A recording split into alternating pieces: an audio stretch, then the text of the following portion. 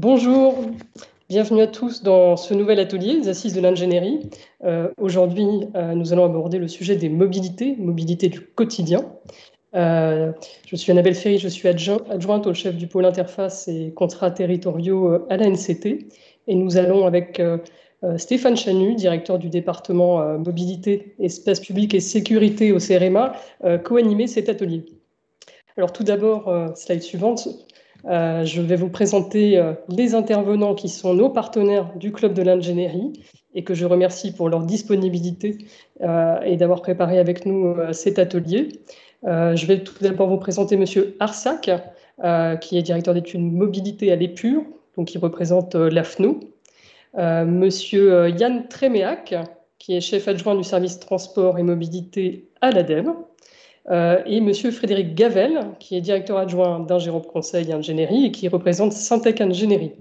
Je vous présente déjà ces trois intervenants puisque nous allons avoir tout d'abord une première séquence avec trois interventions successivement, donc à la fois sur la conduite d'un diagnostic territorial des mobilités pour identifier des leviers d'action avec Monsieur Arsac.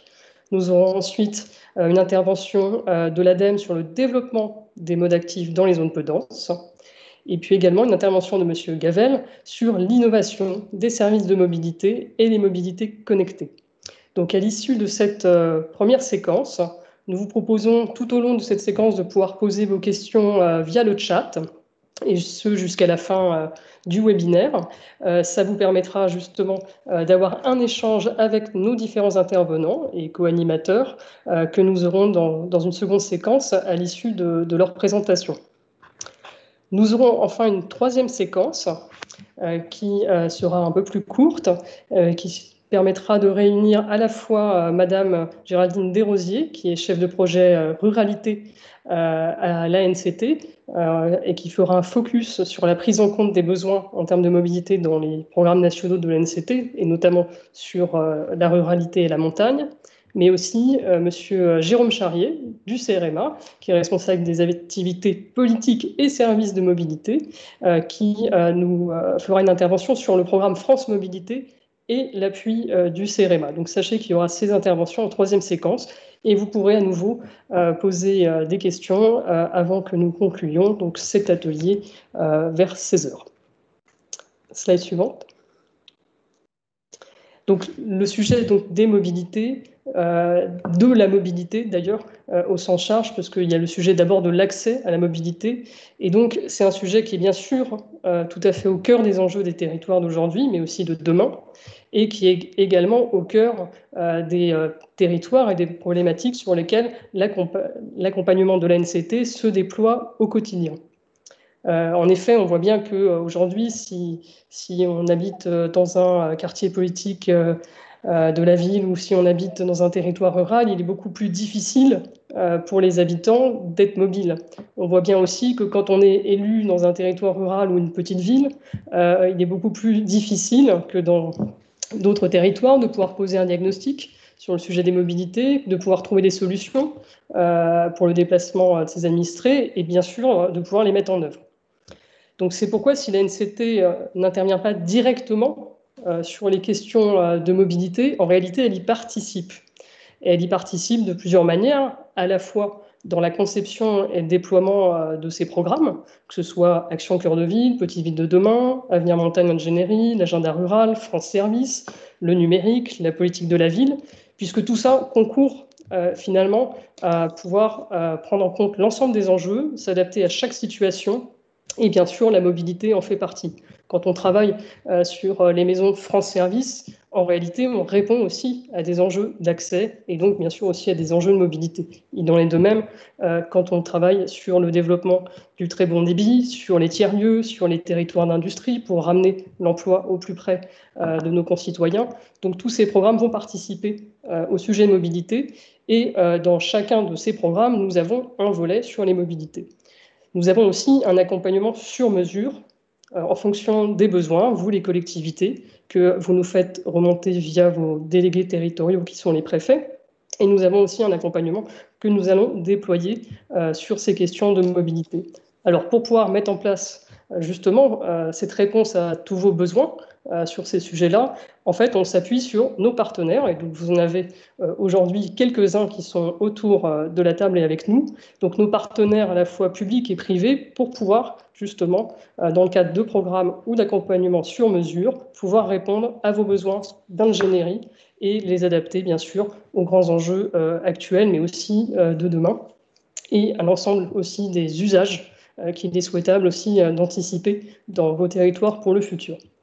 Je ne vais pas être plus longue, on va aborder bien sûr tous ces sujets pendant une heure et demie où nous serons ensemble, et sans attendre, je vais passer la parole à Stéphane Chanu, qui va nous parler justement des grands enjeux liés non pas à la, mais aux mobilités. Merci. Slide suivante.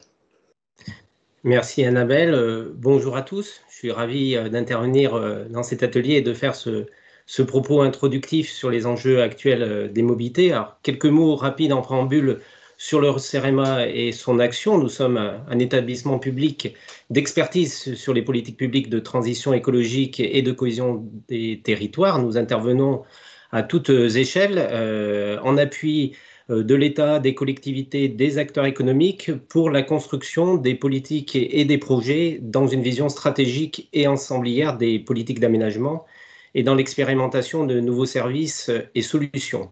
Nos 2600 agents sont répartis sur le territoire à travers 26 sites et nous avons 6 grands domaines d'intervention, dont celui sur les mobilités, sur lesquels nous intervenons sur les questions de services de mobilité, d'outils de la décision comme la connaissance, la modélisation ou l'évaluation, les aménagements de l'espace public ou sur des actions plus tournées vers les gestionnaires de voirie à travers des thématiques comme la régulation des trafics routiers ou encore la sécurité des déplacements.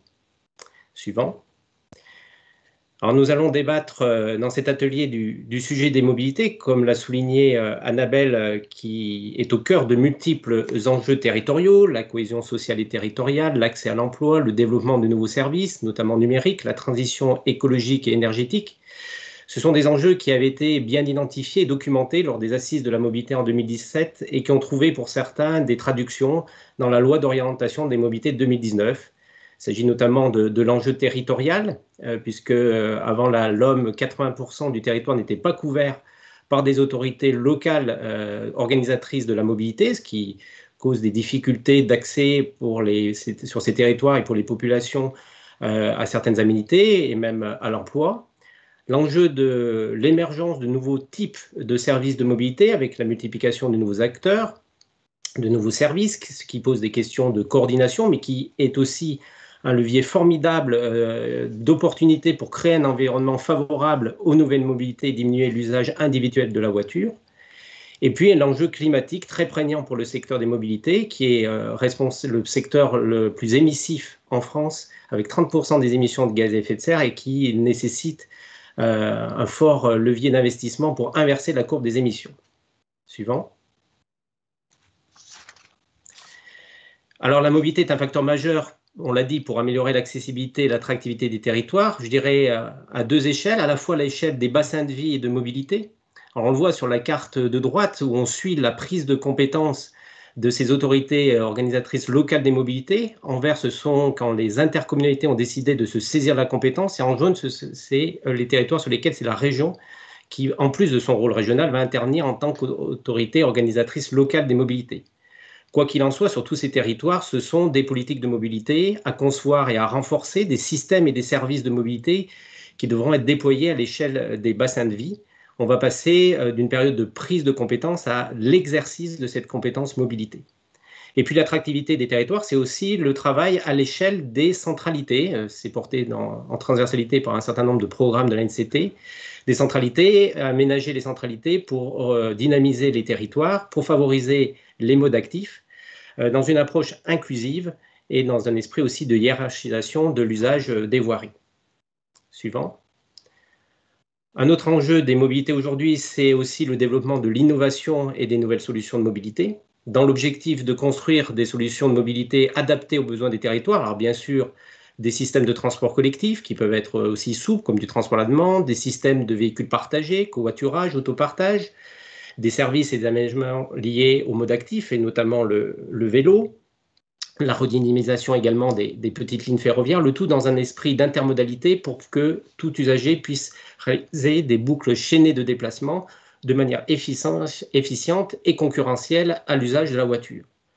Le sujet était également de favoriser le développement de services innovants, notamment basés sur le numérique, pour accéder à des services souples, aisément mobilisables par tout à chacun, également à travers des outils tout en un, comme les systèmes dits MaaS, mobilité servicielle, qui permettent de connaître l'offre de mobilité sur un territoire, de réserver, d'acheter le type de transport adéquat. Frédéric Gavel, notamment, tout à l'heure, parlera notamment de tous ces sujets. Et puis le dernier enjeu que je voulais signaler ici, il est très fort, c'est le défi climatique lié aux mobilités. Pour atteindre la neutralité carbone en 2050, le défi est important et crucial pour le système de mobilité. Il nécessitera de jouer sur tous les leviers disponibles. Alors bien sûr, le développement de modes alternatifs à la voiture individuelle, j'en ai déjà parlé, Yann Tréméac parlera tout à l'heure du développement du vélo dans tous les types de territoires. Je voulais insister ici pour dire qu'il est question de mobilité voyageurs, mais également de mobilité des biens, avec des questions de logistique qui vont devenir aussi prégnantes dans les années à venir. Le levier de la transition énergétique des motorisations, avec des systèmes d'électromobilité ou aussi de carburants alternatifs.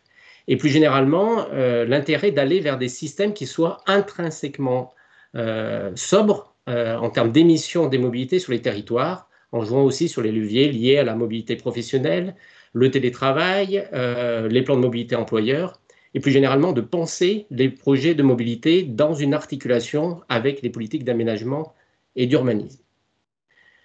Voilà, ça a fait beaucoup d'enjeux pour les mobilités que l'on vous propose, slide suivante, de débattre avec nous au cours de cet atelier, mais il y a aussi des solutions, des apports techniques, des méthodes, des retours d'expérience sur lesquels l'ensemble des acteurs de l'ingénierie mobilisés autour de la NCT sont investis pour diagnostiquer les besoins de mobilité, pour identifier les meilleures solutions les plus adaptées au territoire, pour expérimenter, capitaliser, pour inscrire les mobilités dans les projets de territoire. C'est l'ensemble de ces actions que nous vous proposons d'essayer d'illustrer peu à peu tout au long de cet atelier.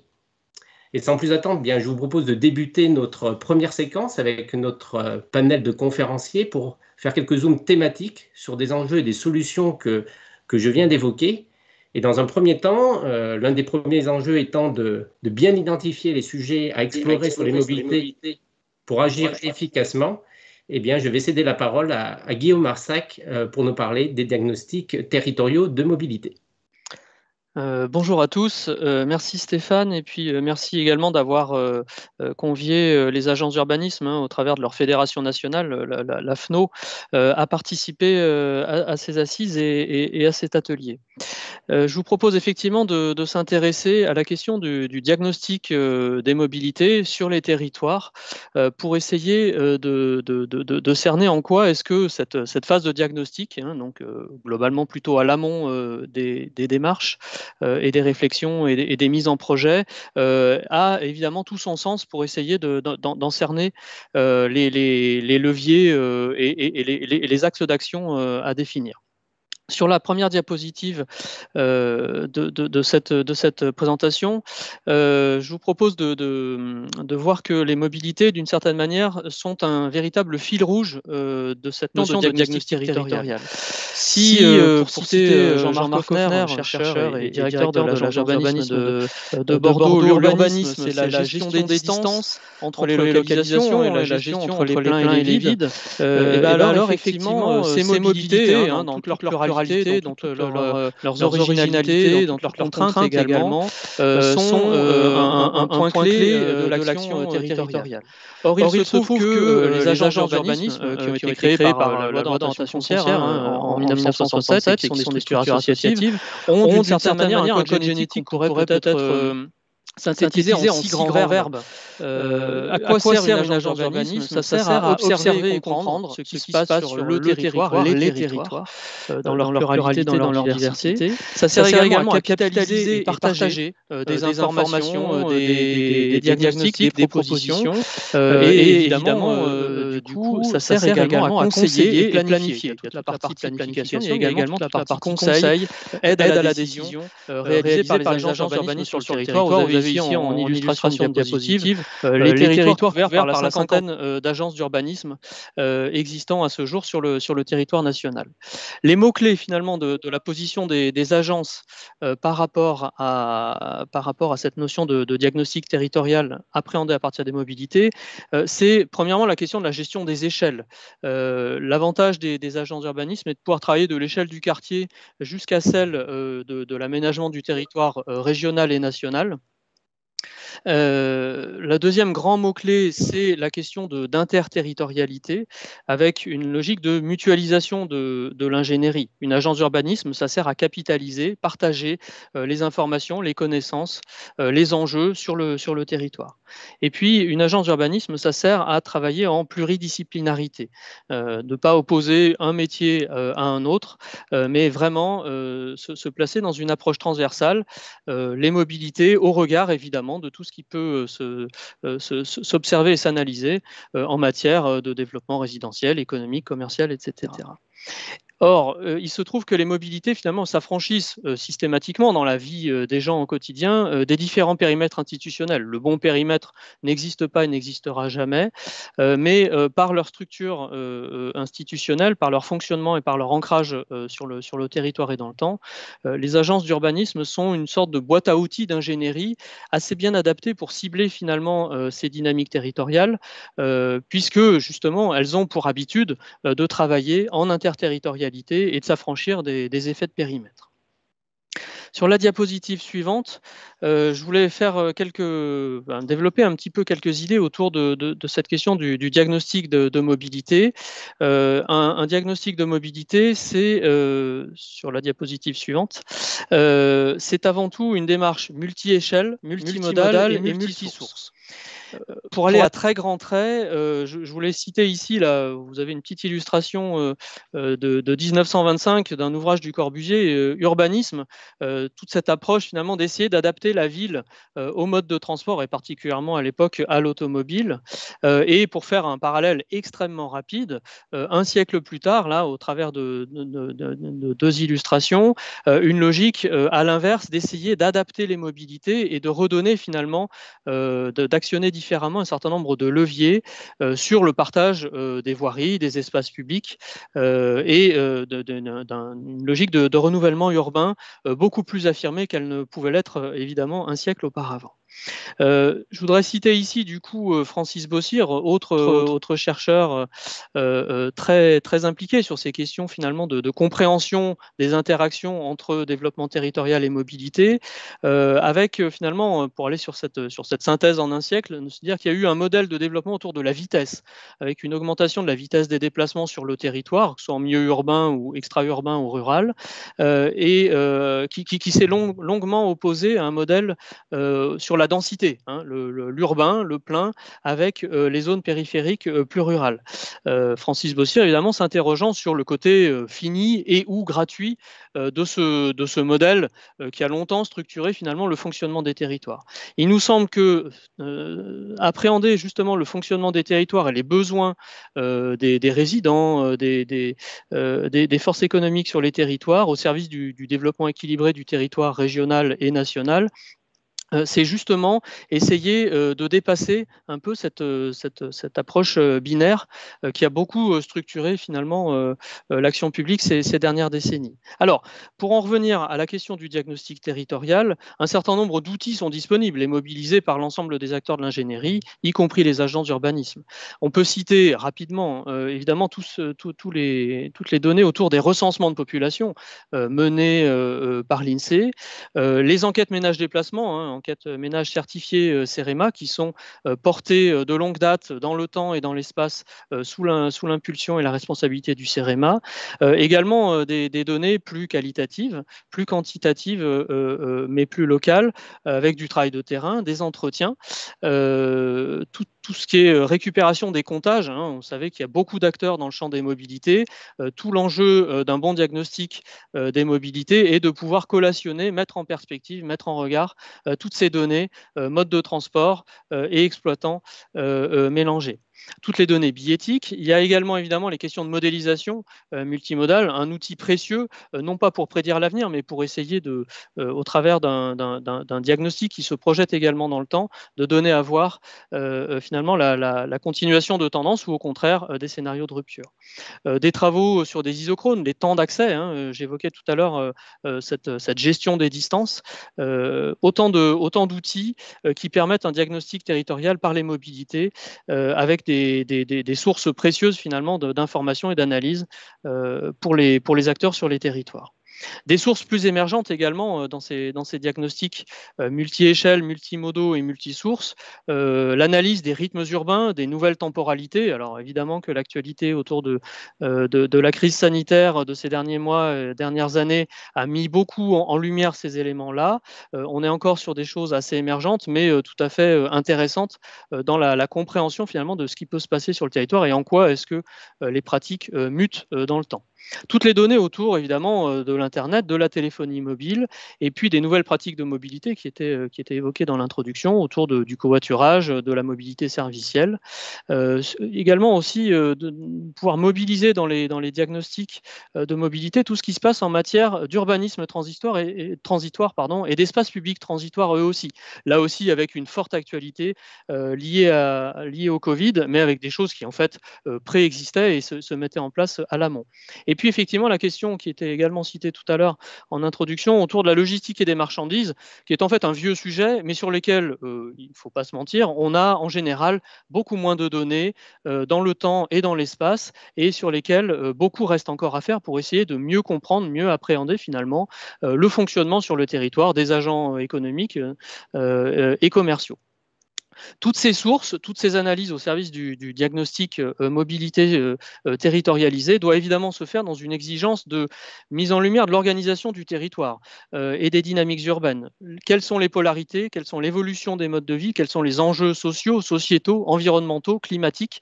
Là aussi, pour repartir de tout ce qui était dit par mes prédécesseurs sur l'introduction, bien évidemment, une exigence finalement de ne pas faire un diagnostic mobilité qui se limiterait à ces seules questions de transport, d'infrastructure et de services de transport.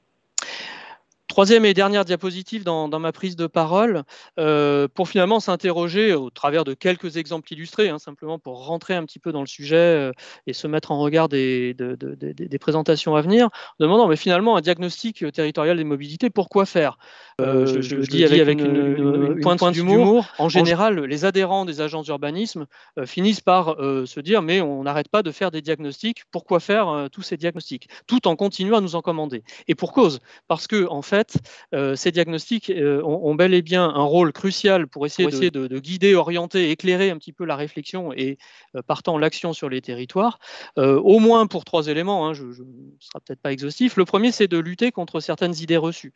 Sur le visuel de gauche, peu importe la lisibilité des chiffres, c'est simplement à titre illustratif. S'intéresser à la notion d'interterritorialité, chère à Martin Vanier notamment.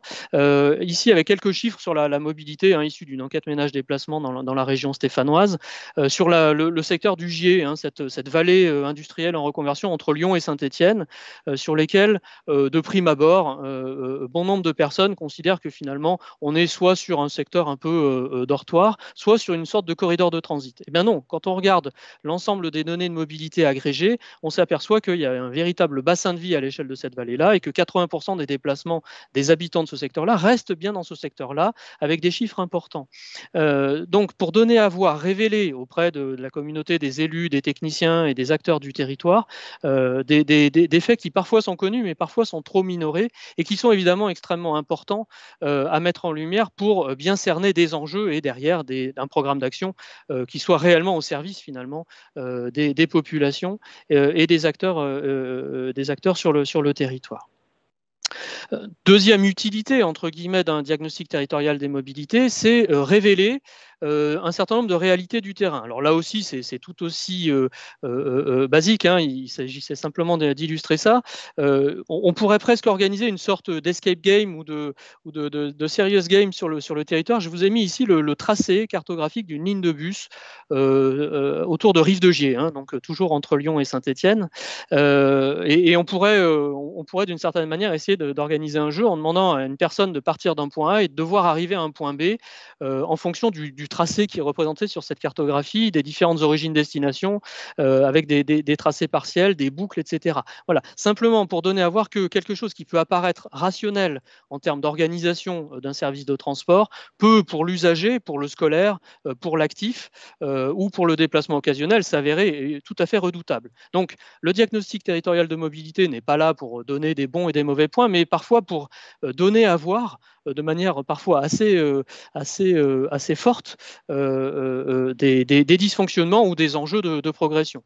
Un deuxième petit visuel à l'appui de ce deuxième point, c'est la mise en œuvre là, du respect de l'accessibilité pour les personnes à mobilité réduite avec un système dalles pododactyles sur un trottoir en Île-de-France, dans une commune dont je tairai le nom. Formellement, on voit là une sorte d'effort pour essayer de respecter la loi et rendre service finalement aux usagers. Bon, certes, cet exemple est caricatural, mais on voit bien par rapport au stationnement sauvage comme par rapport finalement à la personne qui aurait une déficience visuelle ou une poussette avec de jeunes enfants ou un déambulateur, le fait que, évidemment, un diagnostic territorial des mobilités, par justement sa dimension territoriale assumée, est là aussi pour révéler des petites choses aux yeux d'un technicien, mais qui se révèlent particulièrement importantes dans la vraie vie des vrais gens, entre guillemets.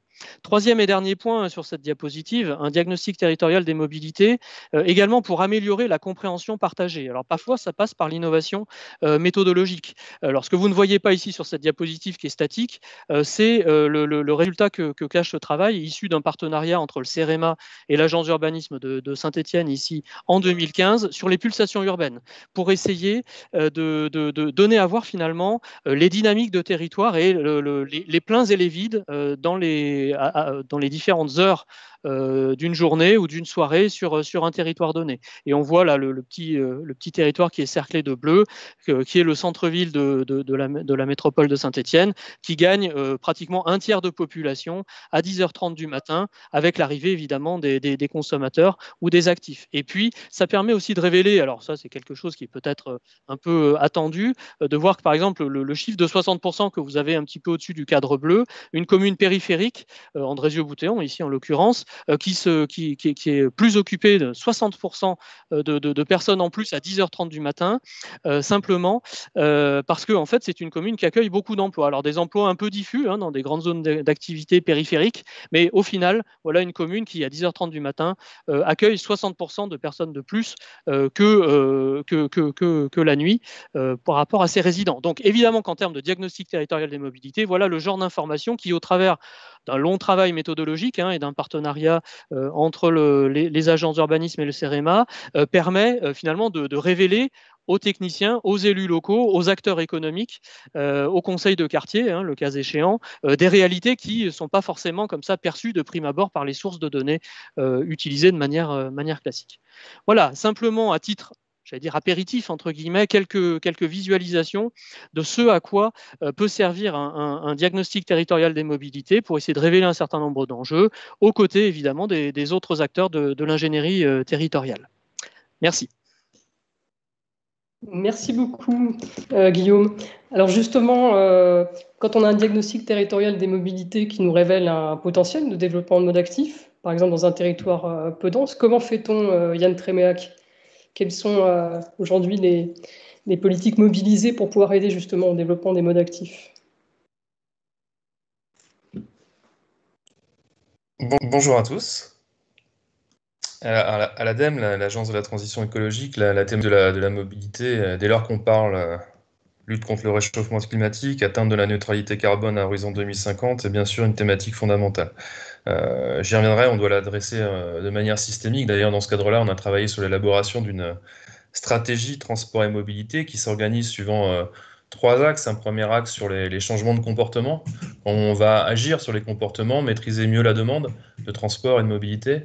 Un deuxième axe sur le report, comment on va reporter nos déplacements vers des modes les plus vertueux. Et un troisième axe sur l'amélioration de l'existant, comment on va optimiser ce qui existe pour pour faire mieux en matière de transition écologique. Le sujet du développement du vélo fait partie de cet axe 2 et qu'on doit là encore lui aussi adresser de manière systémique. Le vélo fait système. Avant de parler de comment on accompagne finalement le développement du vélo, comment on favorise le développement du vélo au sein des territoires, et notamment des territoires peu denses, il est fondamental de comprendre de quoi on parle. Donc dans ce cadre-là, on a notamment travaillé sur la mise en œuvre d'une étude, l'étude économie du vélo, qui a été faite, d'ailleurs, je tiens à le dire, avant la période Covid. Hein. Il y a beaucoup de choses qui ont évolué depuis. Une étude qu'on a réalisée avec la Direction générale des entreprises et la Direction générale des infrastructures, des transports et de la mer, et la Fédération française de cyclisme, qui permet de dresser un état des lieux des différents usages du vélo en France, y compris les usages d'ailleurs professionnels, et de donner des éléments de trajectoire d'évolution à 5 ou 10 ans. Je ne m'étendrai pas trop sur le sujet, je peux que vous encourager, d'ailleurs j'ai mis le lien dans le slide, j'ai mis le lien sur le slide suivant de cette étude. Ce qu'on retient en tout cas, déjà, c'est que à l'état actuel, les retombées économiques directes des usages du vélo sont estimées à plusieurs milliards d'euros, un peu moins de 10 milliards d'euros, pour être précis à 9,6 milliards d'euros par an, et à près de 80 000 emplois. C'est donc un secteur majeur finalement. Toujours sur des éléments de constat, ce qu'on peut aussi noter suite à cette étude, c'est deux éléments de fracture finalement, une fracture française pour ce qui est de l'usage du vélo. Tout d'abord une fracture territoriale, où on constate un retour du vélo dans le centre des grandes villes, donc plus 30% à Paris entre 2010 et 2018, plus 10% par an à Lyon, plus 50% à Bordeaux entre 2015 et 2019. Mais en même temps, une fracture territoriale majeure de la pratique du vélo en France, qui certes augmente dans les grandes villes, mais déjà uniquement dans la partie centrale des déplacements, dans la partie centrale et sur les déplacements d'échange avec le centre, mais en revanche, qui partout ailleurs continue à baisser, dans les banlieues, les communes, en ruralité, dans les communes multipolarisées, là où il y a 25 ans, la pratique du vélo était la plus forte. Donc si je vous donne quelques chiffres, on a constaté notamment une évolution de la part du vélo dans les déplacements sur la période 2014 à 2015 de moins 65% sur le périurbain, moins 45% dans le monde plus rural et moins 30% sur la banlieue. C'est questionnant aussi sous l'angle si on compare ça par rapport à l'évolution démographique. C'est-à-dire qu'on constate une croissance démographique faible au centre des grandes villes, là où finalement la pratique du vélo augmente, mais inversement, une pratique en baisse dans les territoires pour lesquels la croissance démographique est la plus forte. Donc, sur ces éléments, sur la base de ces enseignements, et toujours dans un contexte de lutte contre le réchauffement climatique, d'amélioration de la qualité de l'air, on a souhaité lancer sur le slide suivant un dispositif, le programme À Vélo 1, donc, qui vise, comme je le décris sur le slide suivant, à accompagner finalement du système vélo. Donc je le redis, c'est fondamental de bien voir le vélo comme un système. Déjà, en matière d'infrastructure, le premier élément du système, les infrastructures cyclables, le partage de la voirie, on en a parlé, c'est le premier élément du système. Et dans ce cadre-là, À Vélo 1, qui est un programme qui s'est mis en œuvre grâce et dans le cadre des dispositifs des certificats d'économie d'énergie, puisqu'il a bénéficié d'un budget de 13 millions d'euros, avait comme premier axe d'accompagner finalement le financement d'études, de schémas directeurs cyclables, d'études préopérationnelles, pour accompagner les territoires sur ce premier pivot, ce premier élément du système vélo. Donc ainsi, on a pu financer plus de 130 schémas directeurs cyclables et les accompagner, toujours en cours d'ailleurs à leur mise en œuvre. La deuxième brique, le deuxième pivot aussi de ce système vélo, c'est les services vélo. Ils sont fondamentaux pour pouvoir développer vraiment un système vélo. Dans ce cadre-là, on a travaillé à l'émergence de services vélo et l'expérimentation, la mise en œuvre de services innovants. Ainsi, par exemple, on a pu accompagner plus de 43 services de location en longue durée de vélos. Et enfin, il y a différents autres éléments, mais un troisième élément fondamental de système vélo, c'est la culture vélo. Donc, comment on va accompagner, favoriser le développement d'une culture vélo au sein des territoires, au niveau de nos concitoyens. Et dans ce cadre-là, on a accompagné au travers de ce programme À Vélo 1 des campagnes de communication, des campagnes de promotion, de l'animation grand public, notamment à destination des publics jeunes qui feront la mobilité de demain. Et dans ce cadre-là, typiquement, on a pu accompagner plus d'une cinquantaine de campagnes de communication en faveur du vélo. À Vélo 1, ça a aussi permis d'accompagner, alors je vais employer un terme simple, une madame ou un monsieur vélo. C'est bien de définir une politique cyclable, c'est bien de travailler sur l'émergence, la mise en œuvre de services vélo, c'est bien de communiquer sur le vélo, sur ce qui peut être, sur ce qui doit être. C'est aussi fondamental de mettre en œuvre. Et dans ce cadre-là, nous avons pu financer le recrutement de chargés de mission, vélo et mobilité au sein des territoires, pour justement mettre en œuvre toutes ces politiques. Ainsi, avec plus de 72 postes créés. Et ainsi, globalement, à l'échelle française, finalement, les lauréats du programme À Vélo 1 étaient assez bien répartis sur le territoire français. On a pu accompagner plus de 224, pour être précis, 224 bénéficiaires de ce programme.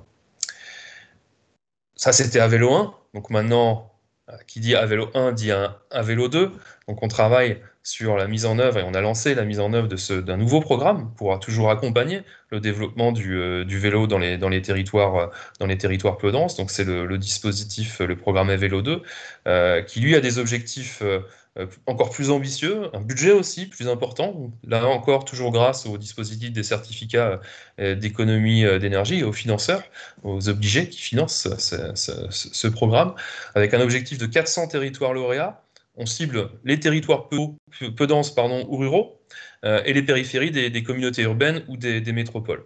En matière d'enjeux, on a identifié différents enjeux. Un, contribuer à l'objectif de 9% de la part modale du vélo en 2024, objectif important pour notre pays. Poursuivre le développement d'une culture vélo au sein des territoires. Développer le recours aux modes actifs pour les mobilités quotidiennes. Accompagner les territoires peu et moyennement denses dans la définition, l'expérimentation et l'animation de leur politique cyclable. On retrouve là encore ce système vélo qu'il s'agit de développer. Et enfin, permettre aux territoires de se préparer à déposer des dossiers à l'AAP Fonds Mobilité Active et à solliciter la DSIL. Si bien que finalement, À Vélo 2 se structure autour de 4 axes qui reprennent aussi les axes À Vélo 1.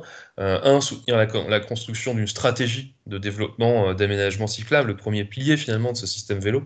Et on va financer des études dans ce cadre-là. 2, soutenir l'expérimentation de services vélo dans les territoires, qui, je le redis, sont des éléments fondamentaux de ce système vélo.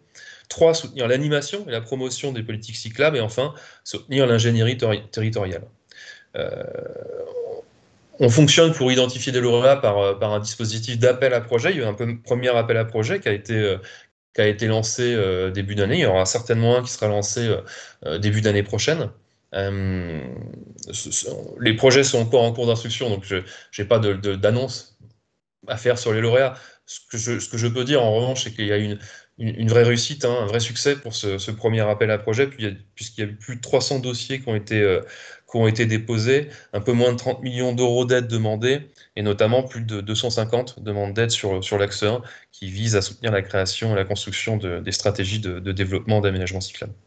Voilà, donc on reviendra, on aura l'occasion de reparler, d'annoncer certainement à l'automne les lauréats de cet appel à projet À Vélo 2, de ce premier appel à projet À Vélo 2, pour continuer sur ces démarches de structuration et de développement de l'usage du vélo en France. Je vous remercie. Merci beaucoup Yann pour cette présentation et d'avoir mis l'accent effectivement sur le système vélo auquel je pense beaucoup d'acteurs croient beaucoup et qui suscite beaucoup d'espoir. Je vous propose de passer à la troisième intervention. J'invite par ailleurs tout le monde à poser des questions dans le chat pour qu'on puisse y répondre à la suite. Et donc, je vais passer la parole à Frédéric Gavel, représentant de Syntec Ingénierie, pour nous parler de l'innovation dans les services de mobilité et les mobilités connectées. Bonjour à tous. Donc, effectivement, je vais vous parler de l'innovation dans les services de mobilité dans les territoires, bien sûr, et également des mobilités connectées dans les territoires. Suivante. Alors, quand on parle de mobilité dans les territoires, bah, il faut déjà regarder ce que sont les modes de transport justement dans les territoires. Et malheureusement, à l'heure actuelle, on s'aperçoit qu'une grande partie des modes de transport dans les territoires sont représentés par la voiture particulière, entre autres, avec plus de 76% des mobilités dans les territoires. Ensuite viennent les transports en commun et les modes actifs. Donc, c'est des niveaux c'est des modes de transport qui sont un petit peu à l'opposé de ce qu'on peut constater dans le mode urbain actuel, avec les modes de transport qui sont les transports en commun surtout et surtout les modes actifs. Donc, une prépondérance encore malheureusement de la voiture et des deux roues motorisées dans les territoires. Suivante. Néanmoins, bien que la voiture soit encore prépondérante dans les territoires, de nombreuses innovations de services apparaissent. Alors, elles apparaissent d'abord avec la voiture, bien sûr, donc notamment le covoiturage, que ce soit le covoiturage au travers des parkings, de l'autostop, l'autopartage, la voiture en libre service, également des parcs relais qu'on appelle également des P+R hein, qui sont installés dans les gares TER et également l'arrivée du véhicule électrique et sûrement pour bientôt donc l'arrivée du véhicule autonome, notamment avec les différentes évolutions actuelles. Les transports en commun sont un peu moins présents, mais quand même présents avec les services de bus, avec les services d'autocars, notamment les services d'autocars départementaux, et depuis quelques années, donc, de nouveaux modes et de nouvelles innovations qui apparaissent, avec notamment le transport à la demande qui se développe assez fortement et qui est un mode de transport vraiment à la demande de l'usager et adapté à ses besoins. Et puis, ben, depuis dernièrement et surtout depuis le Covid, donc des modes de mobilité qu'on peut appeler mode actif, mode doux, avec un fort développement du vélo en libre service, un petit peu la trottinette, mais également des modes différenciés que sont la marche, la réapparition par exemple de la voiture à cheval, également le bateau quand c'est possible. Donc quand même une apparition de nouveaux modes actifs et doux qui apparaissent dans les territoires et qui commencent à se généraliser. Suivante. Alors, avec qui dit innovation de services, dit généralement la mise en place de services connectés. Alors, ce sont des services connectés via Internet, ce sont des services connectés au travers des applis smartphones, mais ce sont également des services connectés au travers des systèmes qu'on peut trouver à l'intérieur des véhicules actuels, et surtout que les véhicules actuels sont quand même le mode de déplacement prépondérant dans les territoires. Les services connectés, c'est quoi? Ben, c'est tout d'abord le covoiturage. Le covoiturage qui a été mis en place par des entités publiques, mais également le covoiturage qui est mis en place par des entités publiques privées et également privées. Différentes mises en œuvre de covoiturage en France, hein, Movici par exemple pour la région Auvergne-Rhône-Alpes, Passe-Passe, tout d'abord dans le Nord-Pas-de-Calais et qui se généralise actuellement à l'ensemble de la région Hauts-de-France, et également un covoiturage un peu différent, qui est un covoiturage stop, si on peut dire, qui est par exemple les réseaux pouces qui sont en train de se mettre en place dans certains territoires, notamment dans le département de l'Oise, par exemple. L'apparition également de l'autopartage, de la voiture en libre service. Alors ça, c'était un déploiement qui s'est tout d'abord fait dans le domaine urbain avec des opérateurs privés et qui commence à se généraliser dans les territoires avec des initiatives publiques. Typiquement, donc, une mise en œuvre de ce type d'autopartage est faite avec le projet Lulu, qui est un projet d'autopartage et de mise à disposition de véhicules électriques sur l'ensemble du département de la Meurthe-et-Moselle, avec la mise à disposition de véhicules électriques, mais également la mise en œuvre de bornes de recharge électrique. Suivante. Alors, qui dit borne de recharge électrique, bien sûr, dit véhicule électrique. avec bien sûr un déploiement de bornes de recharge qui se fait au niveau national, qui se fait au niveau régional et qui se fait au niveau départemental. Également l'apparition d'une cartographie nationale, donc qui nous permettra de connaître l'ensemble des bornes de rechargement qu'on pourra trouver tant en France que dans les territoires. Et également, bien sûr, la mise en place d'un système de paiement dématérialisé qui est entièrement connecté donc à d'autres systèmes plus centraux. Une arrivée prochaine attendue du véhicule autonome. Donc, on en parle beaucoup en ce moment, notamment avec aujourd'hui la mise en œuvre d'une première autorisation en France avec les assurances. Des expérimentations qui sont surtout des expérimentations de véhicules autonomes dans le domaine urbain, avec des expérimentations de navettes urbaines qui se font dans des métropoles, qui sont certaines villes. Suivante. Les transports en commun ne sont pas en reste. Hein. Ils se développent, ils existaient et ils se développent actuellement dans les territoires. Ce qui est certain, c'est que de nombreuses innovations ont été réalisées dans le domaine urbain et ces innovations commencent à se diffuser de manière assez profonde dans les territoires avec la mise en œuvre, entre autres, du transport à la demande, la mise en œuvre d'informations voyageurs, bus et cars, la mise en œuvre également de billettique pour les bus et les cars, et une des premières innovations qui a été réalisée, c'est surtout les calculateurs d'itinéraires, donc qui sont apparus au niveau régional et qui commencent à se diffuser dans les territoires, notamment par exemple le système Passe-Passe qui est apparu il y a une dizaine d'années dans le Nord-Pas-de-Calais et qui maintenant a été totalement étendu à l'ensemble de la région des Hauts-de-France. Et également le système PADAM qui est en cours de mise en œuvre en région Île-de-France, mais surtout en région Île-de-France au niveau périphérie. Suivante. Alors les modes d'actifs doux ne sont pas en reste, hein, surtout depuis le Covid, avec les vélos en libre service, qui sont soit de la location courte durée pour des usages locaux ou touristiques, hein, qui commencent à se développer fortement. Les vélos standards électriques très porteurs qui apparaissent également avec des mises à disposition de location longue durée, de niveau mensuel ou des niveaux annuels, avec par exemple des mises en œuvre dans le département de l'Oise, et également donc des modes de transport tels que la trottinette ou les voitures à cheval.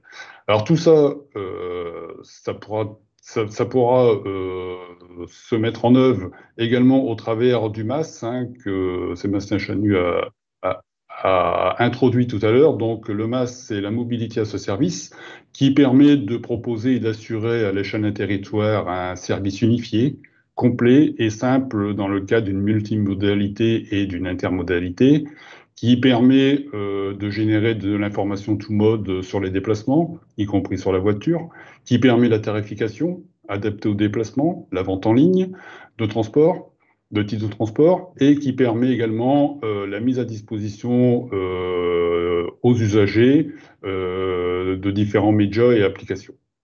Suivante.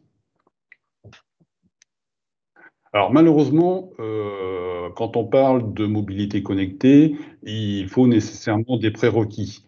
Le premier prérequis en termes de connectivité, c'est malheureusement les réseaux mobiles 4G, 5G, qui permettent d'assurer la connectivité des différentes applications, la connectivité des différents modes de transport. Et malheureusement pour ça, il faut une bonne couverture et des très hauts débits. Et parfois, on est confronté donc à des problématiques de zones blanches ou tout simplement à des problématiques de non-disposition du 4G, tout simplement du 2G. Donc, nécessairement, un réseau mobile 4G ou 5G. Et ensuite, accessoirement, pour les bornes électriques, bien sûr, il faudra des réseaux électriques en lien avec les recharges et également du réseau électrique avec des puissances élevées pour assurer des recharges rapides, parce que s'il y a quand même une nécessité d'avoir une certaine rapidité pour permettre la recharge de plusieurs véhicules. Et malheureusement, on peut avoir des problématiques de disponibilité des réseaux. Suivante. Donc, pour assurer la mise en œuvre de tous ces projets, l'ingénierie privée est présente. Alors, elle est présente au travers de l'ensemble de la fédération Syntec Ingénierie, qui est une fédération qui représente près de 400 entreprises adhérentes, avec 13 délégations régionales, 90 000 salariés, 80% de TPE-PME et 20% de grands groupes, 13 milliards de chiffre d'affaires, et surtout une répartition sur l'ensemble du territoire, avec 75% des sièges sociaux qui se trouvent en région. 50% de l'activité se situe dans les domaines des infrastructures et des transports, donc intimement liés à tout ce qui est connectivité, tout ce qui est mobilité connectée et tout ce qui est innovation dans les modes de transport, avec une caractéristique de Syntec Engineering qui est une priorité forte d'investir dans le capital humain, le développement de l'emploi et des expertises. Des entreprises majeures, du conseil en mobilité durable, de la transition énergétique et du cadre de vie, avec des enjeux d'aujourd'hui et surtout des enjeux de demain au travers des mobilités durables et au travers des enjeux de transition énergétique. Ces entreprises sont bien sûr aux côtés des territoires, aux côtés des maîtres d'ouvrage, des AOM, de leurs projets publics, de leurs projets locaux de mobilité, d'infrastructures de transport, pour des études de conseil, pour des études et des expérimentations, mais également donc de l'assistance à maîtrise d'ouvrage et bien sûr de la maîtrise d'œuvre des projets.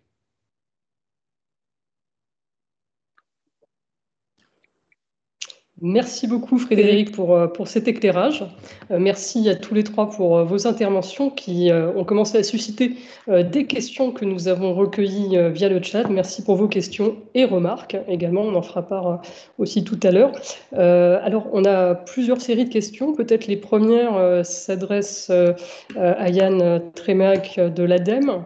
Il y a à la fois quelqu'un qui souhaitait revoir peut-être la slide, si c'était possible en régie, la slide sur la carte à vélo 1 pour pouvoir comprendre la signification des couleurs et des pictogrammes. Voilà, si on peut se mettre dessus.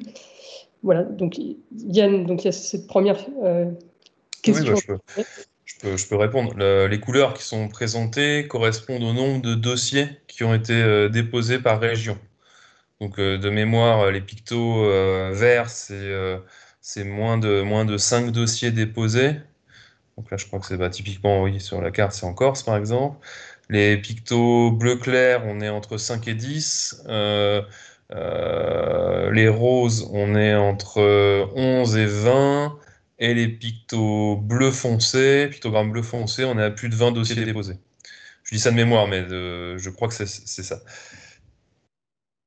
Merci beaucoup Yann. J'en profite, une autre question sur les programmes à vélo 1 et 2. Est-ce qu'ils répondent concrètement aux besoins de la population vieillissante en France? Donc la personne qui nous adresse cette question prend l'exemple d'une petite grand-mère qui a du mal à marcher ou qui cède d'une canne.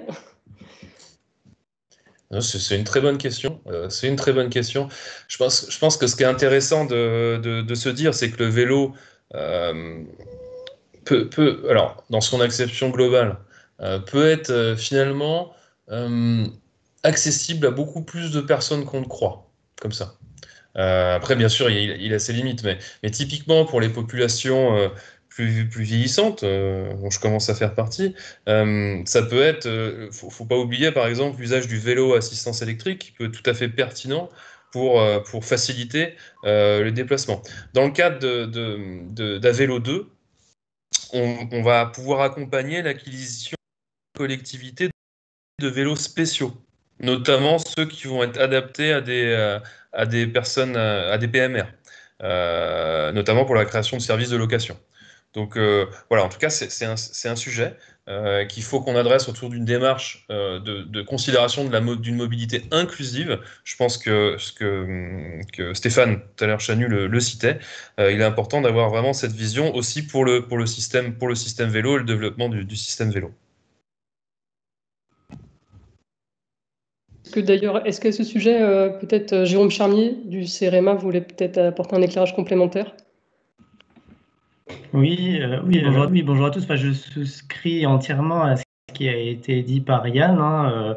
Le vélo a un potentiel de développement très très important et peut être utilisé finalement beaucoup plus que ce qu'on ne l'imagine, tout comme la marche finalement. Et finalement, dans les territoires, y compris peu denses, il y a un nombre important de déplacements qui sont des très petits déplacements finalement. Et donc on ne pense pas à la marche, mais c'est aussi un sujet important.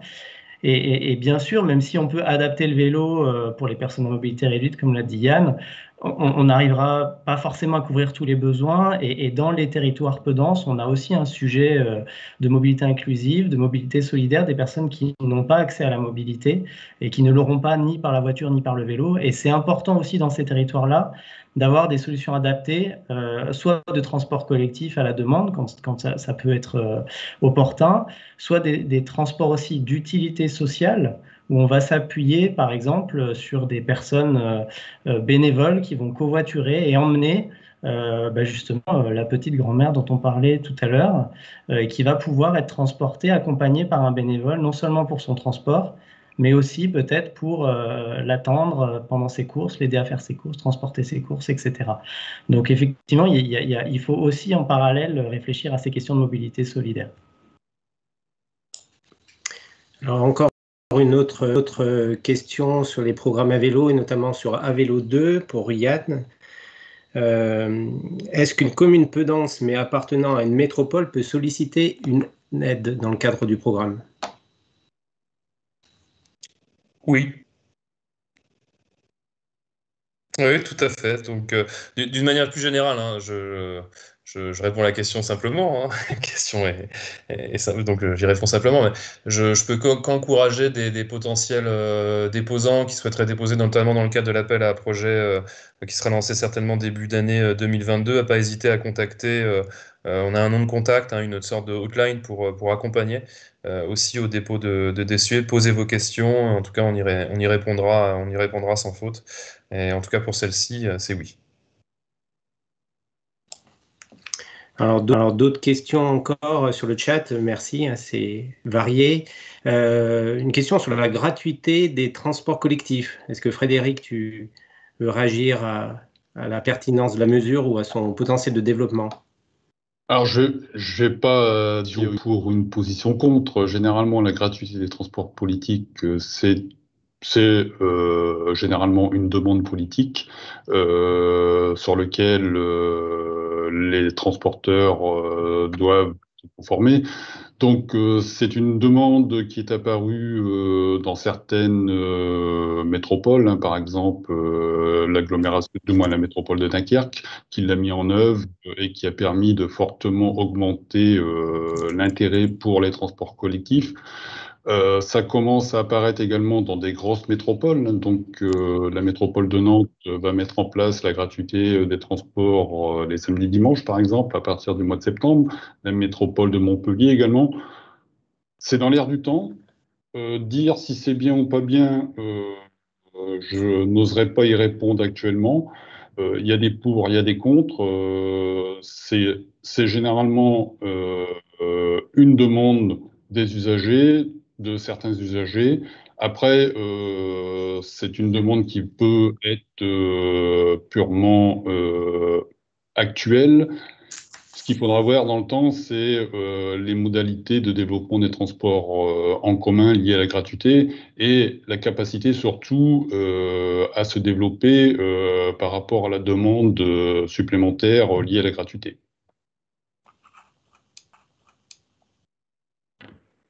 Merci pour cet éclairage. Je me tourne vers Guillaume Arsac. S'il m'entend, les mobilités connectées ne risquent-elles pas d'accentuer le fossé entre urbains et ruraux, d'après justement les diagnostics que mène la FNO? Alors là aussi, c'est une question importante et intéressante. Je pas forcément une réponse définitive, mais je pense qu'on pourrait quand même tempérer ce risque. Il faut effectivement faire attention à toutes les populations et notamment au risque de césure entre milieu urbain et milieu rural. Pour autant, ce qui ressort quand même, alors, notamment des diagnostics territorialisés, à la fois par le qualitatif et le quantitatif, c'est le fait que cette frontière, entre guillemets, entre l'urbain et le rural, entre le connecté proche et le lointain potentiellement moins bien connecté, n'est pas si réel que ça. Moi, il me semble qu'il faut surtout porter l'attention aux différentes catégories de population, par âge, par insertion professionnelle, etc.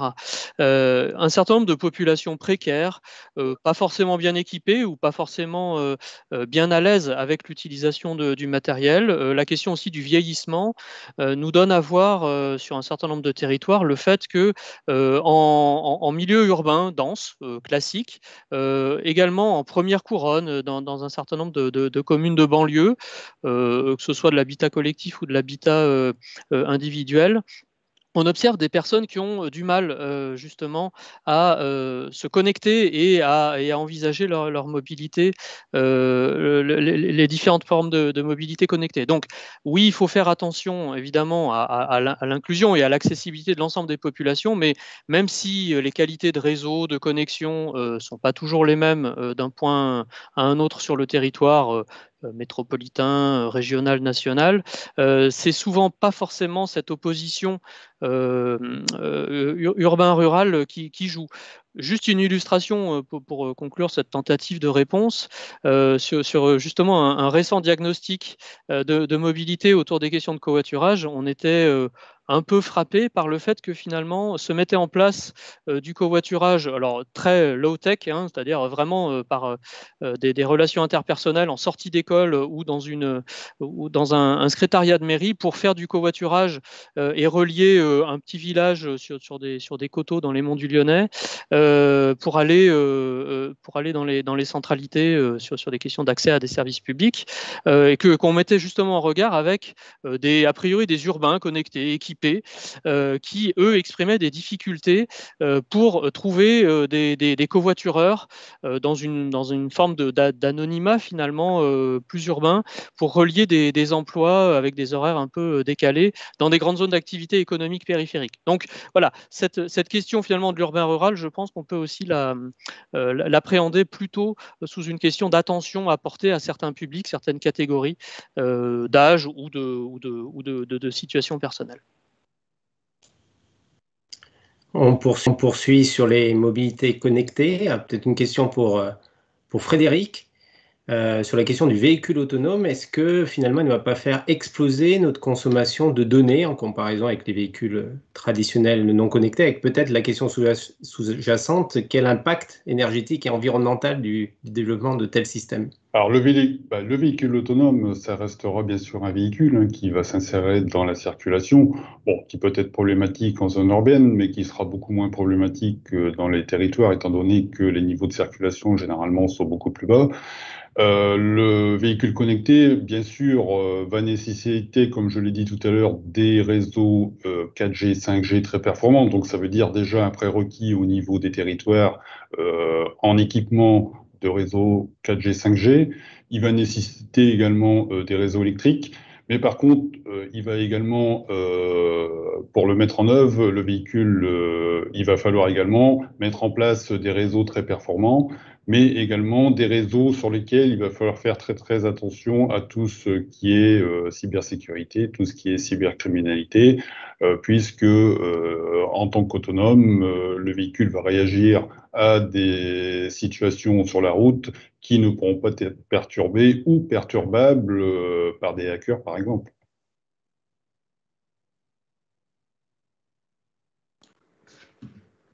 Merci. Une autre question pour Yann Tréméac, à nouveau.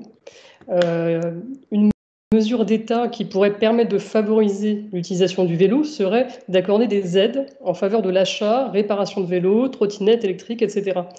Comme ce fut le cas avec les véhicules diesel des années 70. Donc c'est plus une interpellation, ne serait pas la bonne politique à formuler. Alors, je pense qu'il y a beaucoup de choses qui sont déjà faites. Il y a encore certainement à faire et c'est important de continuer à développer les possibilités pour accompagner encore là, le développement du vélo. Il y a déjà une mesure de mise en œuvre, notamment dans le cadre de mémoire des certificats d'économie d'énergie qui accompagnent le financement pour les VAE. Il y a des réflexions en cours aussi pour développer, pour faciliter l'achat et l'acquisition de vélos cargo. Et de mémoire aussi certains des échanges qui pourraient concerner la prime à la conversion. Bon, je n'ai pas connaissance effectivement qu'il y ait de dispositifs directement étatiques pour les territoires, pour les trottinettes. Et en revanche, ce que je voulais dire, c'est qu'il y a aussi beaucoup de choses qui sont faites au sein des territoires et des aides locales, régionales, ou voire plus sur une densité plus faible, qui peuvent être mises en œuvre pour accompagner l'acquisition, l'achat. Et enfin, peut-être dernière chose, dans le cadre des déplacements domicile-travail, je rappelle la mise en œuvre du forfait mobilité durable, qui permet non pas de financer l'acquisition, mais en revanche va permettre de financer un usager du vélo qui prendrait son vélo pour venir au travail à vélo, quoi. Donc voilà. Encore une question pour approfondir les sujets vélo. Comment finalement encourager la culture vélo chez ceux qui n'ont aujourd'hui pas la pratique? Ne faudrait-il pas leur proposer des cours pour apprendre à monter à vélo? Alors, tout à fait. Alors, tout à fait, c'est tout à fait pertinent. Là encore, je pense qu'il y a déjà des vélos écoles adultes qui existent hein, sur tout le territoire. Donc, si vous avez des questions, n'hésitez pas. Mais effectivement, il y a des dispositions qui ont été mises en œuvre. Je pense qu'aussi, il serait bon d'échanger avec la Fédération des usagers de la bicyclette qui propose un certain nombre d'offres sur le sujet. Et enfin, je rappelle, alors là c'est pour un public plus jeune, mais il y a aussi le savoir rouler à vélo qui a été mis en œuvre pour les primaires. Et les plus jeunes, c'est important, c'est ceux qui feront du vélo demain. Donc voilà, c'est important aussi d'accompagner tous ces publics. Mais voilà, je pense qu'il y a déjà des choses qui existent. Après, il faut les développer, il faut continuer de les accompagner. Et à Vélo 2 est toujours aussi là pour accompagner ce que j'appelais service vélo. Ça prenait notamment aussi en compte potentiellement ce type de dispositif. Merci beaucoup Yann. Écoute, j'en profite parce que je pense que personne ne peut suivre le Tour de France en même temps, mais comme tu sais tout sur le vélo, est-ce que tu sais où est-ce qu'ils en sont dans l'étape 11 actuellement? Non, non, j'ai suivi hier, comme tout le monde, hier soir après le boulot, pour regarder qui avait gagné. C'était une très belle fin au sprint, mais j'ai pas suivi là cet après-midi. J'ai autre chose à faire. Et on préfère que tu sois parmi nous. Merci. Voilà. Pour terminer la séance de questions, j'aurai encore une dernière question que je vais poser à Jérôme Charrier sur les enjeux et justement les interactions à venir qui sont liées à la mise en place des autorités organisatrices de mobilité dans les territoires peu denses. Oui, merci pour cette question parce que c'est vrai que c'est une dynamique qu'on suit de très très près au CEREMA hein, depuis le début. On est vraiment à un changement de paradigme hein, actuellement avec le territoire national qui est en train de se couvrir littéralement d'autorités organisatrices de la compétence. Donc il y a des choix qui sont faits hein, de gouvernance, donc ce sera soit les communautés de communes, soit les régions, mais dans tous les cas, on aura une autorité en charge de ces sujets. Et ça, c'est vraiment la pierre angulaire et la base finalement pour pouvoir traiter tout ce dont on a parlé juste avant. Que ce soit la mise en place de services innovants ou solidaires dans les territoires peu denses ou pour le vélo, etc. Et la question qui va très vite se poser, c'est prendre la compétence, oui, mais pour faire quoi? Et là-dessus, c'est un peu l'étape suivante hein, qu'on va à nouveau accompagner de très près et suivre de très près. Et là-dessus, la LOM se veut finalement assez souple, hein, puisqu'il y a très peu d'obligations, et par contre, elle a mis en place beaucoup d'outils au bénéfice des territoires, comme celui par exemple de mettre en place un comité des partenaires qui est une instance qui va permettre de discuter avec tous les acteurs concernés des enjeux de mobilité, des choses qu'il faut mettre en place sur le territoire. Le plan de mobilité simplifié qui permet vraiment à chaque territoire de se doter d'une stratégie de mobilité Et se doter d'une stratégie de mobilité, ça commence, comme il l'a beaucoup été dit par Guillaume Arsac, par un diagnostic de mobilité qui, dans des territoires peu denses, peut se conduire de façon beaucoup plus agile et rapide que ça peut l'être fait sur des grandes agglomérations, hein. Mais en tout cas, c'est une première pierre importante de cette stratégie de mobilité pour pouvoir ensuite mettre en place des services qui, eux, répondent réellement aux besoins. Et enfin, dernier outil peut-être très important de la LOM, c'est celui des contrats opérationnels de mobilité pour faciliter la coordination entre les autorités organisatrices de la mobilité au niveau local et au niveau régional pour s'assurer de la coordination des horaires, des desserts, des fréquences, etc. Donc vraiment beaucoup de travaux intéressants qui s'ouvrent pour les territoires et qui permettront d'apporter des réponses opérationnelles et concrètes.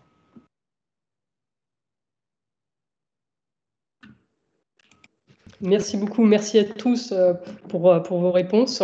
Merci à tous ceux qui ont posé des questions. Vous allez pouvoir continuer encore à en poser. Il nous reste une vingtaine de minutes et on vous propose dans un premier temps d'écouter Géraldine Derosier qui est en charge du programme Ruralité à la NCT, qui vous propose un petit focus sur les questions de mobilité dans la ruralité, comment elles sont prises en compte à la fois dans l'agenda rural, mais aussi dans le plan Avenir Montagne Ingénierie qui vient d'être lancé récemment, mais aussi, bien sûr, si vous avez par la suite des questions sur les autres programmes de l'ANCT, je me tiendrai à votre disposition pour pouvoir le compléter.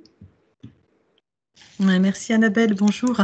Alors, je n'ai pas en charge toute seule le programme Ruralité. On est trois, donc sous la direction de Simone Saillant, qui est directrice des programmes Ruralité et Montagne. Et c'est important que ça soit lié parce que les problématiques sont souvent communes.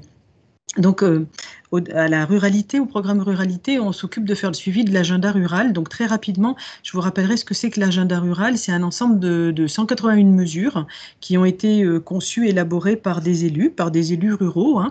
Ce sont des mesures très pragmatiques en faveur du monde rural, qui avait été demandé par la ministre de la Cohésion des Territoires. Et depuis 2019, donc, ces mesures sont mises en œuvre. Et elles sont mises en œuvre non pas par la NCT directement, certaines, hein, mais pas toutes, mais surtout par les ministères. Donc, les ministères à qui on demande d'identifier des mesures particulières pour la ruralité. Et ces mesures, elles visent des domaines extrêmement différents. C'est la jeunesse, c'est les services, c'est la santé. Mais c'est aussi bien sûr la mobilité, c'est les circuits courts et c'est le numérique aussi, hein. Voilà, tous les intervenants avant en ont beaucoup parlé. On ne peut pas faire grand-chose aujourd'hui sans numérique et la résorption des zones blanches en zone rurale, c'est une des mesures de l'agenda rural notamment. Donc, dans l'agenda rural, cette mobilité, elle est essentielle. C'est la mobilité du quotidien, mais ça va être aussi la mobilité pour venir sur les territoires, parce que les territoires sont attractifs s'il y a des services et s'il y a une mobilité organisée. Et donc, je vais citer quelques mesures qui sont dans l'agenda rural, notamment une mesure assez intéressante. On est parti d'une expérimentation avec les missions locales, qui ont expérimenté des simulateurs de conduite pour permettre à des jeunes de s'exercer donc à la conduite, en réduisant ainsi peut-être le nombre de cours d'écoles de conduite, en ayant au plus près de chez eux un simulateur avec un accompagnateur et de leur permettre de réussir le permis de conduire. Parce que vous l'avez dit tout à l'heure, les différents intervenants, la voiture en zone rurale, c'est un moyen de transport encore totalement indispensable et donc c'est important pour trouver un stage, pour trouver un boulot, d'avoir le permis. Donc aujourd'hui, il y a eu un appel à manifestation d'intérêt auprès des missions locales. Il y a à peu près 70 missions locales qui seront sélectionnées pour proposer ces simulateurs de conduite. Ensuite, il y a différents projets autour des mobilités en zone rurale. Et bien évidemment, là, on se tourne vers France Mobilité, qui a conduit des appels à manifestation d'intérêt TENMOD, et on voit apparaître des projets vachement innovants sur ces zones rurales, des projets de plateformes de covoiturage, de réseaux d'autostop organisés, de prêt de véhicules, de particuliers, d'entreprises aussi, de mutualisation des transports. Ça aussi, c'était une mesure de l'agenda rural, de la possibilité d'utiliser les transports scolaires avec d'autres usagers que des scolaires. Donc ça, c'est des choses qui concrètement commencent à exister, alors notamment dans le Nord-Pas-de-Calais. La mutualisation des transports, mais il y a aussi des expérimentations. Alors je sais que dans le Massif central, il y a une expérimentation sur le bureau des temps, de façon à pouvoir utiliser les transports en commun à des moments, d'utiliser de façon plus efficace dans la journée, puisqu'en fait ils sont souvent mobilisés au moment où on va au bureau, au moment où on va à l'école, et puis le reste de la journée, non. Il y a aussi, alors quelqu'un tout à l'heure parlait des transports à la demande ou des transports collectifs qui en zone rurale ne sont pas très adaptés au trajet domicile-travail. Donc on a vu, il y a beaucoup de solutions de covoiturage la plupart du temps. Mais on voit aussi apparaître alors j'ai deux projets en tête, de navettes autonomes qui amènent les gens donc d'une façon très souple, en fonction de la demande, des horaires des différentes personnes, qui les amènent sur des zones d'activité par exemple. Et donc on peut partir d'une petite ville, d'un point de départ vers une zone d'activité. Et ça vaut aussi en zone rurale où il y a beaucoup de zones d'activité qui sont un peu éloignées de la centralité. Voilà, alors très rapidement, puisque Annabelle m'avait demandé d'être très rapide, mais comme je suis très bavarde, ça risque d'être plus long. Pour revenir sur ces appels à projets TENMOD, aujourd'hui, il y a eu 4 appels à manifestation d'intérêt TENMOD sur les zones rurales.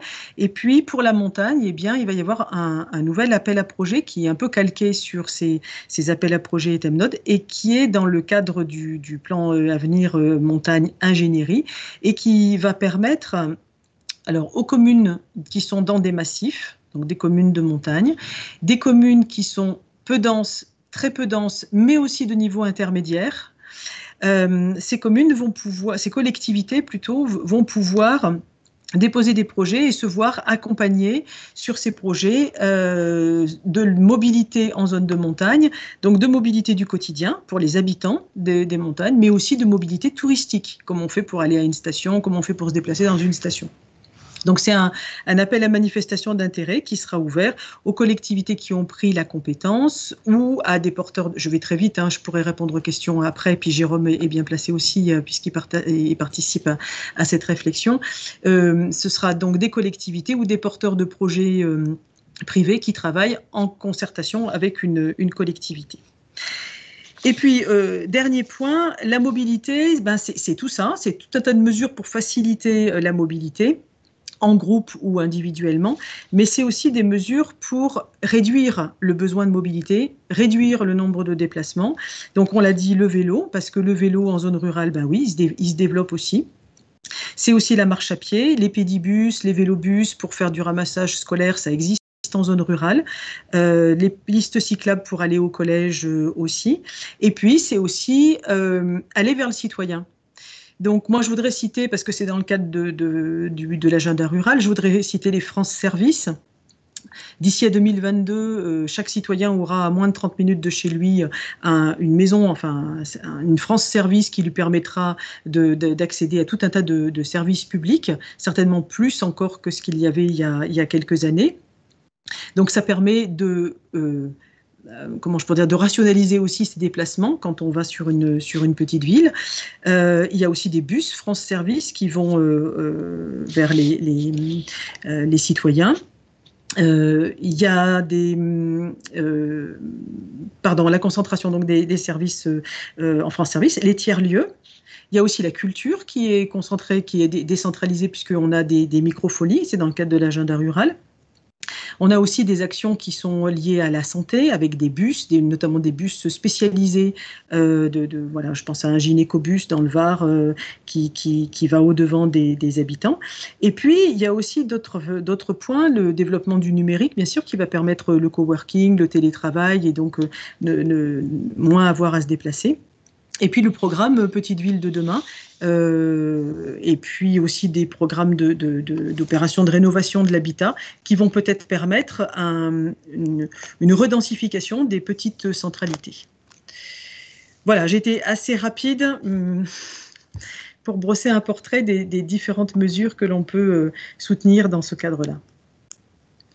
Merci Géraldine. Alors, pour compléter rapidement aussi sur les ressources d'ingénierie mobilisables et pour rebondir sur ce que vient d'évoquer Géraldine sur la connexion avec le dispositif France Mobilité, nous voulions effectivement vous donner un éclairage sur ce dispositif et en quoi comment les acteurs déjà fédérés par ce dispositif apportent comme un pu en ingénierie au territoire. Et c'est Jérôme qui va nous détailler cela. Oui, effectivement, parce que le programme France Mobilité est un programme qui est aujourd'hui déjà opérationnel et qui est, je crois, très apprécié de beaucoup de territoires aujourd'hui et qui propose déjà des solutions en ligne facilement accessibles ou des guichets uniques sur les territoires. Donc, si vous pouvez passer peut-être à la diapositive suivante pour vous présenter un petit peu ce programme-là. D'abord, c'est un programme qui est bien sûr partenarial et collaboratif. Un partenarial puisqu'il associe un grand nombre d'acteurs. Il est initié à la base par la Direction générale des infrastructures de transport de la mer, du ministère de la Transition écologique. Et il s'appuie justement, donc vous pouvez voir à gauche un petit peu, sur les grands principes fondateurs du programme France Mobilité, qui est déjà de créer une communauté d'acteurs entre tous ceux qui sont intéressés par les enjeux de mobilité et qui peuvent faire remonter via des outils collaboratifs des choses à partager. Et c'est un petit peu ce que vous voyez en image ici de cette plateforme France Mobilité que je vais détailler juste après. Un autre principe fondateur de France Mobilité, c'est d'expérimenter et de passer à l'échelle, et donc de favoriser les innovations et de mettre en relation surtout des offreurs de solutions, des acteurs publics, privés, qui ont des solutions avec des territoires qui en recherchent et qui n'en trouvent pas forcément facilement. Et donc ça permet comme ça de faciliter l'expérimentation et de ensuite passer à l'échelle pour développer plus largement sur les territoires. Et enfin, autre axe fondateur de France Mobilité, c'est d'aider particulièrement les territoires peu denses, parce qu'on est sur des territoires où on a moins d'ingénierie, et donc le concours des acteurs et des établissements publics doivent permettre dans France Mobilité d'apporter un coup de pouce, plus particulièrement à ces territoires-là en ingénierie.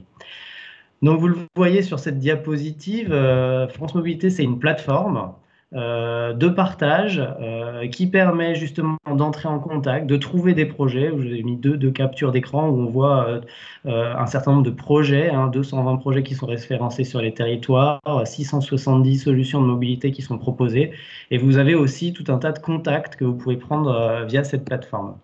Et aussi, France Mobilité, donc au-delà de la plateforme, c'est aussi des outils très concrets, très opérationnels, très directs, pour comprendre la loi d'orientation des mobilités. Ce n'est pas toujours évident de se l'approprier. Donc, sur France Mobilité, vous trouverez notamment un FAQ qui répond vraiment à beaucoup de questions que se posent un certain nombre d'acteurs. Vous trouverez des outils pour se former, pour trouver des formations, pour trouver des exemples de cahiers des charges. On est tous parfois à la recherche un peu de cahiers des charges un peu type. Et donc, France Mobilité moissonne toute une base de données de cahiers des charges que vous pouvez trouver sur plein de sujets. France Mobilité propose aussi une cartographie des financements, qui sont aussi des sujets qui sont beaucoup demandés, bien sûr. Si on peut passer à la diapositive suivante, qui fait davantage le focus sur les cellules France Mobilité. Et donc là, c'est vraiment le chantier spécifique d'appui aux territoires moins denses, donc les territoires ruraux, les territoires périurbains, pour qui vraiment un chantier spécifique a été monté sous la forme de cellules régionales que vous voyez ici, qui sont schématisées sur toute la France et qui rassemblent à chaque fois les opérateurs publics qui interviennent sur la mobilité, donc bien sûr l'ADEME, la Banque des Territoires, le ministère et ses services déconcentrés, et ainsi que le CEREMA. Et donc, dans chaque cellule régionale, vous avez une sorte de guichet unique qui vous permet d'accéder à l'ensemble de ces opérateurs et partenaires sur la mobilité qui peuvent vous aider. Alors, à quoi servent ces cellules concrètement? Elles permettent d'animer la communauté régionale des acteurs, de les accompagner, de capitaliser. Donc, elles organisent par exemple des événements, des webinaires régionaux, que ce soit sur la LOM, sur la prise de compétences, sur l'exercice de la compétence, sur le covoiturage, l'autopartage, le vélo, voilà, etc. Tous les sujets qu'on a évoqués jusqu'à présent.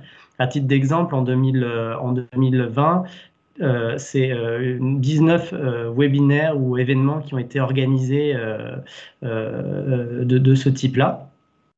C'est des cellules qui organisent aussi une veille au niveau régional sur ce qui se passe dans la région, qui organisent un partage d'expériences et enfin qui accompagnent directement les porteurs de projets sur leurs sollicitations, donc pour dépanner, pour répondre à une question, pour aider à l'émergence d'un projet, etc. Donc il y a du temps qui est disponible pour aider à l'émergence de ces projets-là.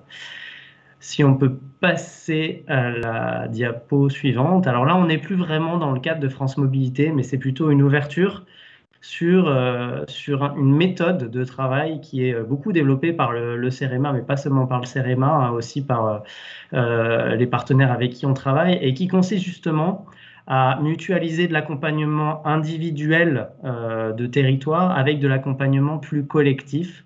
Pour vous donner un exemple, par exemple, sur la prise de compétences mobilité, on a travaillé avec 15 territoires spécifiques pour les outiller et les aider dans leur prise de compétences. Et ces travaux-là nous ont permis, au final, d'adresser à l'ensemble des communautés de communes un certain nombre de documents et de les faire, d'en faire bénéficier l'ensemble des acteurs qui sont intéressés par ces sujets-là. On a travaillé aussi, et on travaille toujours en ce moment sur un appel à partenaires avec la Fondation Massif sur le transport d'utilité sociale, donc même principe. On accompagne 11 projets et ce travail-là nous permet ensuite déjà de faire échanger les projets entre eux et les porteurs de projets entre eux, les territoires entre eux pour partager les questions qui se posent, donc d'avoir cet accompagnement très collectif. Et en même temps, à la fin, de capitaliser et de mettre à disposition un certain nombre de documents de référence sur le transport d'utilité sociale à la destination de l'ensemble de la communauté des acteurs. Pareil sur l'AMI TenMod qui est piloté par l'ADEME ou le programme à vélo qui est un programme C2E qui est aussi piloté par l'ADEME qui a été beaucoup présenté, où le CEREMA et l'ADEME d'ailleurs interviennent en appui en ingénierie pour accompagner les financements qui sont proposés par le programme, qui sont des financements soit de l'ADEME, soit des C2E, et que le CEREMA et l'ADEME accompagnent ensuite dans le lancement des projets pour faire en sorte que les projets puissent démarrer facilement et puis franchir un certain nombre de contraintes ou de difficultés. Donc voilà, c'est ce type de méthode qu'on applique sur différents sujets. On en prévoit d'autres à l'avenir, sur les plans de mobilité simplifiés, par exemple, sur les pôles d'échange, sur les hubs ruraux, dans le cadre de l'appel à projet transport en commun du ministère. Des futures éditions de la AMI TenMod avec l'ADEME qui se prépare, et puis Géraldine aussi en a parlé, de Avenir Montagne Mobilité, sur lequel on prévoit aussi de travailler avec l'ANCT pour accompagner l'émergence des projets et faciliter leur mise en route rapide et aider à franchir les éventuelles difficultés qui pourraient se présenter. Voilà, je vous remercie. Merci beaucoup, Jérôme. Peut-être encore 2 questions puisque nous allons bientôt conclure.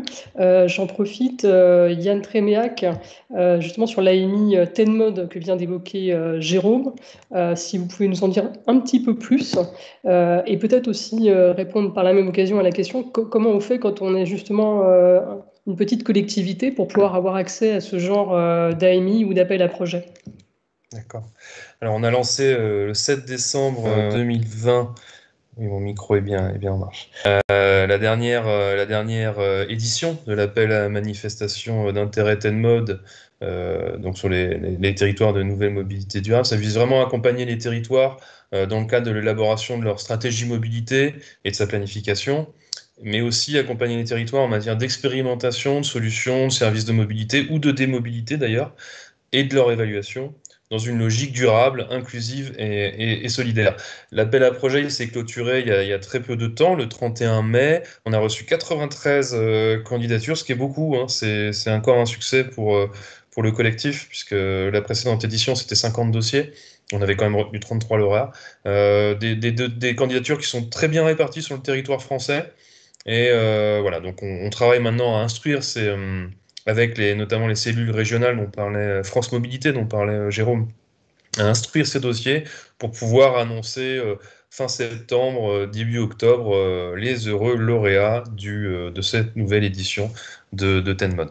Et alors, Pour ce qu'il s'agit de déposer, je pense qu'il y a un parcours qui est prévu, il y a un accompagnement aussi, au travers notamment des cellules France Mobilité, qui sont vraiment un outil territorial, je pense, important, pour justement accompagner les territoires les moins denses, les plus petits, à bénéficier aussi de ces outils.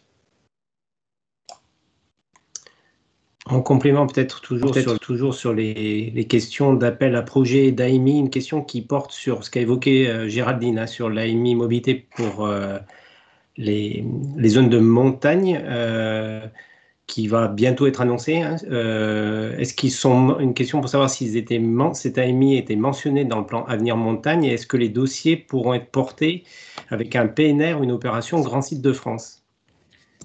Alors là, on rentre tout de suite dans les questions très techniques. Pour l'instant, on en est encore on finalise la conception de cet appel à manifestation d'intérêt. Ce que l'on sait, c'est que il faudra que le territoire il ait la compétence mobilité pour pouvoir porter un projet mobilité. Donc ça peut être un projet de territoire sur lequel il y a une collectivité porteuse qui est compétente, auquel s'adjoint le PNR, par exemple. Voilà, mais je ne vais pas commencer à répondre de façon très technique puisque pour l'instant l'AMI n'est pas lancée. Et en effet, pour répondre à la première question, il fait bien partie du plan Avenir Montagne Ingénierie, puisqu'il apportera un appui financier en ingénierie. On approche de la conclusion. Je vais répondre à une autre question qui s'intéressait aux expériences, où on pouvait trouver des expériences mettant en œuvre la participation citoyenne, en vous invitant effectivement à aller sur le site France Mobilité que citait Jérôme. C'est un site qui recense plus de 700 solutions de mobilité et plus de 250 projets de territoire. Vous avez des filtres par type de service, par type de projet, et vous pouvez rechercher effectivement les projets ou les solutions qui mobilisent la participation citoyenne. Donc je vous invite à explorer les richesses documentaires du site France Mobilité. Sur la dernière question, sur l'idée de date de lancement de l'AMI Avenir Montagne, ce sera bien sûr à la rentrée, et vous aurez l'information à la fois bien sûr sur le site de l'ANCT, mais aussi sur le site France Mobilité que Stéphane Chanu vient de vous présenter. Il est temps de conclure, il est 16h. Le sujet n'est pas du tout épuisé, loin de là, notamment sur ces questions. En tout cas, on espère vous avoir apporté un éclairage sur différents sujets, sur différents aspects, et surtout un éclairage concret sur les choses qui peuvent être faites et comment, avec les différents partenaires, du moins ceux qui étaient là ce jour et que je remercie à nouveau pour la qualité de leur intervention, mais aussi la qualité de travail de toutes les équipes qui sont derrière au quotidien. Donc on espère qu'on a pu vous donner ces éléments. Bien sûr, nous restons avec toutes les équipes de chaque partenaire et de l'ANCT à votre disposition pour vous accompagner dans vos projets, pour répondre à vos questions, bien sûr, et puis pour co-construire avec vous, quelle que soit la typologie d'acteurs que vous êtes, justement, vos projets autour des questions, bien sûr, de mobilité, mais des questions territoriales et des questions d'usage qui sont sous-jacentes et toujours derrière ces sujets. Merci à vous, et on vous dit à très bientôt pour les assises de l'ingénierie, pour le prochain atelier qui sera demain après-midi. Au revoir. Merci à tous. Au revoir. Au revoir. Merci à tous. Bonne continuation.